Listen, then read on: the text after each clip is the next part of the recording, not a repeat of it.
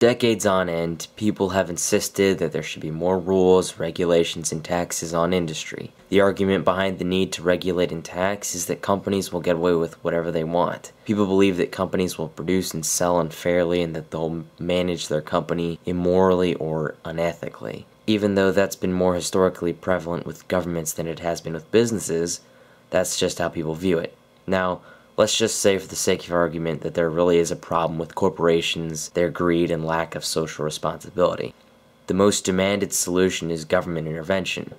The goal of the government intervention is to control ethics and morality in business without destroying the industry and at the same time maintaining a stable economy. Now, think about these goals for a second and consider recent attempts at government intervention. Remember SOPA? Of course you do. It's the one thing the internet actually cared about.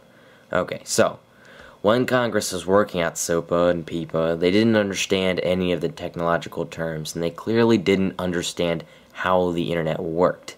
If it was passed, it could have shut down thousands of perfectly legal websites just because of absurd regulations that force websites to review thousands of hours of content, which is basically impossible to do. Keep in mind, the people who tried to pass SOPA are the same people who passed net neutrality, which gives the government the ability to control server balancing and broadband distribution. It's obvious that things like SOPA and net neutrality are terrible ideas because the government can never know what's the best decision from state to state, from server to server, or company to company and user to user. There's too much going on for the laws to regulate fairly and too much going on for the government to analyze closely from day to day.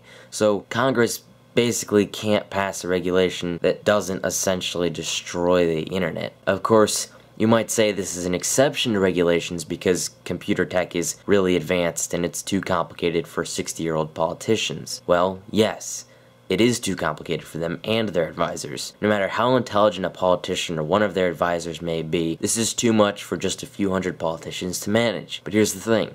Computer tech is no exception to regulations. If the internet and computer industry are too advanced for politicians, then why, for goodness sake, are they regulating something as complex as the stock market? The stock market changes every second. The government, its analysts, and enforcers cannot possibly keep up with the market and maintain the law fairly. The same problem follows with just about every industry. There isn't a single industry that's simple enough for the government to track all important information. The government doesn't even have the legal right or resources to get the information needed to make a good corporate regulation. There's nothing to base the regulation off of. Aside from the obvious problems that come with a lack of information, corporate regulations imply that businesses are people rather than a collection of investors, employees, and consumers. Holding a corporation responsible for a lack of compliance will have repercussions on people who had nothing to do with the crime. Any expenses or financial repercussions will typically result in employee cutbacks and raised costs on the consumers. Just ask any business owner for yourself, that's what they'll tell you. And don't say the repercussions are worth it because of justice. I mean, how is firing someone altogether better than letting someone work for 10 cents less than what we consider minimum wage? That kind of thinking just seems ridiculous, but apparently it's the standard now. The ultimate problem with corporate laws that are made on the basis of morality and fairness is that they can't really be justified or be reliable. The lack of any legitimate foundation renders the law pointless, and the unintended consequences negate the initial goal.